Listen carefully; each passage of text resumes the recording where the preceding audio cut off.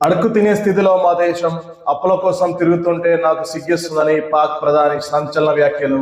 పాకిస్తాన్ ఆర్థిక పరిస్థితిపై ప్రధాని షెహబాజ్ షరీఫ్ కీలక వ్యాఖ్యలు చేశారు.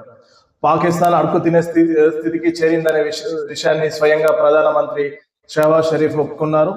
పాకిస్తాన్ కు ఆర్థిక సాయాన్ని కోరేందుకు ప్రపంచ దేశాల్లో పర్యటిస్తుంటే తనకు ఆర్మీ చీఫ్ ఆసిమ్ మునీర్ కు సిగ్గేస్తుందన్నారు. విదేశీ రుణాలపై ఆధారపడి పాక్ నడిచే పరిస్థితి వచ్చినందుకు బాధగా ఉందన్నారు. దేశ ఆత్మగౌరవాన్ని పక్కన పెట్టి ఆర్థిక సాయం కోసం ప్రపంచ దేశాలను ప్రాధేయపడాల్సి వచ్చినందుకు ఆవేదన కలుగుతుందని ఆయన తెలిపారు. పాక్ రాజధాని ఇస్లామాబాద్ లో జరిగిన ప్రముఖ ఎగుమతిదారులు వ్యాపారవేత్త సదస్సులో షెహబాజ్ షరీఫ్ ఈ వ్యాఖ్యలు చేశారు.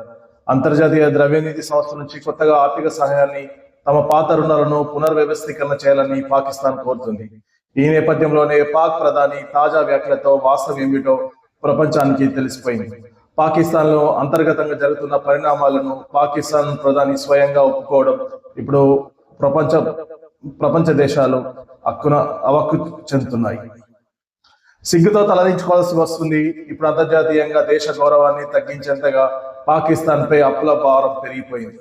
వెంటనే ప్రత్యామ్నాయ ఆర్థిక వ్యూహాలను పాక్ అమలు చేయకుంటే పరిస్థితి మరింత దారుణం తయారవుతుంది.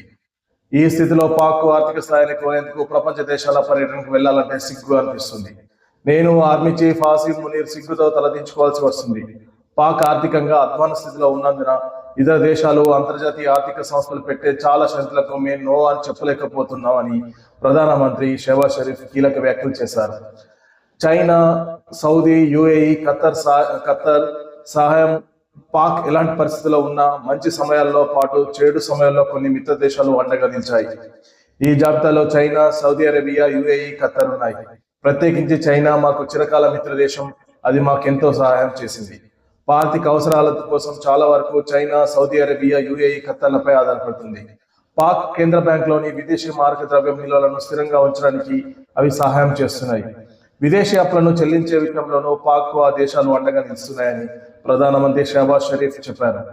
45% మంది దారిద్ర్య రేఖ దిగువని తీవ్రమైన సామాజిక ఆర్థిక సంక్షోభాన్ని పాక్ ఎదుర్కొంటుంది.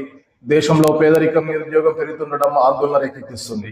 దేశ జనాభాలో 45% మంది దారిద్ర్య రేఖ దిగువన జీవిస్తున్నారు. 2018 నాటికి పాకిస్తాన్ లో దారిద్ర్య రేఖ దిగువన జీవించేవారు 21.9% మంది ఉండేవారు. కాడు బీదరికంలో జీవిస్తున్న పాక్ పౌరుల సంఖ్య 4.5% నుంచి 16.5% పెరిగింది. 2022లో వచ్చిన వరదలు, ద్రవ్యోల్బణంతో రాసుకున్న నిత్యావసర ధరల మంట, ఆర్థిక అస్థిరత వల్ల పేదరికం ఇంతలా పెరిగిపోయింది. నిరుద్యోగం మరింత పెరిగి 7.1% చేరింది. ప్రస్తుతం 80 లక్షల మంది పైగా పాక్ యువతకు ఉద్యోగాలు లేవు. చదువుకున్న యువతకు కూడా జాబ్స్ దొరకడం లేదు.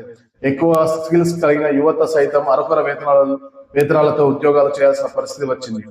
ఇలాంటి వాళ్ళు అసంఘటిత రంగంలో 85% మంది ఉంటారనేసి పాకిస్తాన్ ప్రధానమంత్రి షెహబాజ్ షరీఫ్ వెల్లడించారు.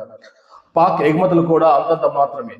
పరిశోధన, అభివృద్ధి, కొత్త అన్వేషణ వంటి విభాగాల్లో పాక్ అంతగా వికాసాన్ని సాధించలేకపోతుండడం విచారకరం.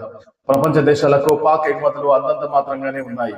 ఎగుమతుల విభాగంలో టెక్స్టైల్ రంగం అగ్రగామిగా కనిపిస్తుంది. పాక్ తలుచుకుంటే సాఫ్ట్వేర్, వ్యవసాయం, పశువుల విభాగాల్లో రాణించగలదు.